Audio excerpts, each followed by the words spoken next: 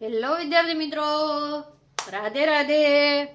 તો આજે આપણે જોવાના છવી કે ટાટ સેકન્ડરીનું કટ ઓફ કેટલું રહેશે, ફાઇનલ આન્સર કી ક્યારે આવશે, કેટલા ગ્રેસિંગ મળી શકે છે અને મેઇન એક્ઝામ ક્યારે આવી શકે છે. બરાબર, આ તમને પ્રશ્ન થતા જ હશે. બરાબર, કેટલાને મેન્સની તૈયાર કરી બધું જ આપણે વિડીયોમાં ડિટેલથી જોવાના છીએ. તો ચેનલને સબસ્ક્રાઈબ કરી દેજો, વિડીયોને લાઈક કરી દેજો અને તમારા મિત્રોને શેર કરી દેજો. હવે જોઈએ કે ટાટ સેકન્ડરીનું કટ ઓફ કેટલું રહેશે. તો 70 રહેવાનું. કેટલું? 70. કેમ 70નું કહીએ છીએ? 70 એટલે કેટલા ટકા થશે? 35%. 35% એ તમારું કટ ઓફ રહેશે. અને આ કટ ઓફ કેટલી શક્યતા છે આ 70 રહેવાની? તો કે 99.99% શક્યતા. બરાબર, કેમ આટલી કહી છે? તો કે તમે ટાટ સેકન્ડરીનું 70 કેમ કહી શકો? તો તમે ટાટ એચએસ નું જોઈ લીધું, હાઈ સેકન્ડરીનું જોઈ લીધું, કટ ઓફ કેટલા આવ્યું? 70. બરાબર, તો હવે ટાટ સેકન્ડરીનું પણ કટ ઓફ કેટલા આવી શકે? તો કે 70, 35% ગુણ. જેને 70 છે એ બધા જ મિત્રોએ મેન્સ દેવાની છે. બરાબર, તો હવે તમને એમ થશે ફાઇનલ આન્સર કી ક્યારે આવશે? તો કે ફાઇનલ આન્સર કી આ જૂનના એન્ડમાં આવી જશે. જૂનના એન્ડમાં, આજે 20 તારીખ થાય, એન્ડમાં આવી શકે.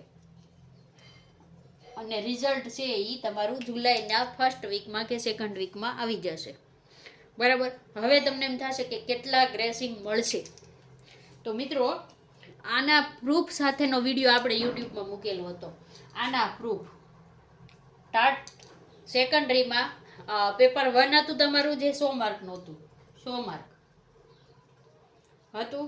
એમાં નહીં ને તો આપણે પ્રૂફ ગોતીને 8 થી 9 પ્રશ્નના પ્રૂફ તો આપણે મૂકેલા છે. 8 થી 9 પ્રશ્નના પ્રૂફ ન હોય, જેણે વિડીયો ન જોયો હોય ને જોઈ લેજો. આપણે ટેક્સ્ટ બુકના ફોટા પણ મૂકેલા છે. 11મા ધોરણની છે, 12મા ધોરણની છે. બરાબર, પછી તમારે 8મા 9માની જે ટેક્સ્ટ બુકના પ્રૂફ છે. પછી NEP 2020નો હતો. પછી એક ઓલું એક કલમ 21 વાળો છે. બરાબર, એ ઘણામાં તમારા ડબલ જવાબ આવશે.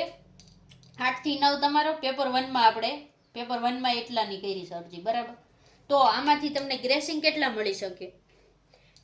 તો કે એક તો લગભગ મારા ખ્યાલથી પહેલો જ પ્રશ્ન હતો, એટલે એમ કરીને 3 થી 4 ગ્રેસિંગ મળશે. કેટલા? 3 થી 4 ગ્રેસિંગ. આનાથી વધારે પણ મળી શકે હો. અને ઘણાના ડબલ જવાબ અથવા તો જવાબ બદલી જશે. બરાબર, ઓલામાં જે કલમ 2 આપી છે એની જગ્યાએ કલમ 21 ને એમ તમારા જવાબ બદલી જશે. આપણે પ્રૂફ આપેલા જ છે, એટલે ઘણામાં ડબલ જવાબ આવી જશે. ડબલ જવાબ. અને ઘણામાં જવાબ જ બદલી જશે. એ હશે તો બી થઈ જતો હોય. એવી રીતે તમારા 8 થી 9 પ્રશ્નો છે એ ટાટ સેકન્ડરીમાં પહેલા પેપરમાં સુધરવાના છે. અને બીજું જોઈએ તો જે વિષયવાર છે, કે તમારે જે મેઇન વિષય હોય એમાં તમે વાંધા અરજી કરેલી જ હશે. એમાં પણ આપણને મારા ખ્યાલથી ગુજરાતીમાં 2 પ્રૂફ આપણને મળેલા હતા, અને સંસ્કૃતમાં આપણે 4 થી 5 પ્રશ્નની કરેલી છે. 4 થી 5 પ્રશ્ન સંસ્કૃતમાં પ્રૂફ મળેલા હતા, આપણે ખુદે ગોતેલા હતા. બરાબર, મેં તમને ત્યારે પણ કીધેલું હતું કે MA BEdમાં સંસ્કૃતમાં આપણે એક્ઝામનું પેપર આપણી પાસે હતું, એટલે આપણે એના પ્રૂફ ગોતેલા હતા. અને એની વાંધા અરજીનો વિડીયો પણ મેં મૂક્યો તો, મેં ખુદે એમાં વાંધા અરજી કરી છે. બરાબર, તો તમે એ વિડીયો આપણો જોઈ લેજો. તો સંસ્કૃતમાં તમને 2 થી 3માં ગ્રેસિંગ મળી એમ છે, મને એટલી ખબર છે. સંસ્કૃત એટલે કહું છું. અને ગુજરાતીમાં 1 થી 2માં. બાકી તમારા વિષયમાં જેટલી વાંધા અરજી થઈ હોય તમે જોઈ શકો છો. બરાબર, આના બધાથી તમે જો અટકળ કાઢો ને તો તમારા કેટલા પ્રશ્ન સુધરી ગયા એમ છે ખબર છે? 6 થી 8 પ્રશ્નની વચ્ચે મારા ખ્યાલથી સુધરી જશે.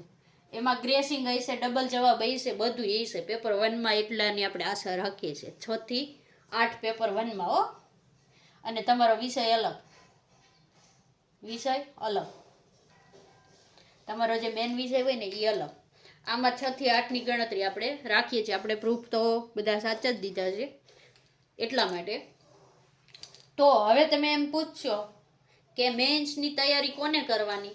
તો મિત્રો, આ તમે જે પ્રૂફ આપેલા છે ને આપણા વિષયવાર અલગ અને પેપર 1ના અલગ જોઈને તમે 65 થી 70 ની વચ્ચે હોય ને જી મિત્રો, એ બધાએ તો મેન્સની તૈયારી ચાલુ કરી દેવાની. ઘણા આપણે કમેન્ટમાં પૂછતા હોય કરવી કે ના કરવી, તો આની વચ્ચે જે આવતા હોય ને એને તો મેન્સની તૈયારી કરવી જ.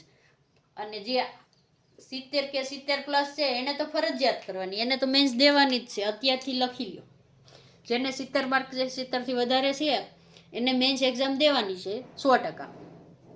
બોર્ડર ઉપર કોણ છે તો કે 65 થી 70 વાળા. તો તમારે જો ફાઇનલ આન્સર કીની રાહ ન જોવી હોય તો તમે આની વચ્ચે આવતા હોય એટલા માર્કમાં, તો તમારે અત્યારથી મેન્સની તૈયારી ચાલુ કરી દેવી. હવે તમને એમ થશે કે આનું રિઝલ્ટ એ આવ્યું નથી તો મેન્સ એક્ઝામ ક્યારે આવી શકે? તો આની મેન્સની એક્ઝામ છે ને મિત્રો, તો તમને ખબર છે ટાટા હાઈ સેકન્ડરીની છે ને 19 તારીખે છે. કેટલી તારીખે? 19/6/2026 છે. એટલે આના પછી આવશે, આના પછી આવી શકે એટલે તમે સમજી લો કે 19 તારીખે રવિવાર હોય તો એના પછીનો રવિવાર કે એના પછીનો રવિવાર જો ગોઠવે તો. બાકી તમારે અહીંયા ઓગસ્ટ મહિનો જ ગણીને ચાલવાનો. ઓગસ્ટ મહિનામાં આવશે. સોરી 6 નહીં હોય 7 જુલાઈ છે, 19 જુલાઈ આપેલી છે, લખવામાં મિસ્ટેક થઈ ગઈ. હવે તો ઓગસ્ટ મહિનામાં આવશે. ક્યારે આવશે? ઓગસ્ટ મહિનામાં. તો જે મિત્રો આટલા ને આટલા માર્કવાળા છે એ મેન્સની તૈયારી કરી દેજો. અને જે મિત્રો આમાં નથી આવતા એને શું કરવાનું તો કે એને ટેટ 2 ની તૈયારી ચાલુ કરી દેવાની. અને ટેટ 2 ની તૈયારી માટેનું આપણું કન્ટેન્ટ આપણે અપલોડ કરવાનું ચાલુ કરી દીધું છે. એમાં આપણે જે મિત્રોને સ્ટેટિક જીકે આપણે જીકે આપણે ભણાવી દીધું છે ઓનલાઈનમાં, એ જોઈ લેજો. આપણા વિડીયો પડેલા જ છે. અને મોસ્ટ ઓફલી આપણે ગણિત પણ ભણાવેલું છે.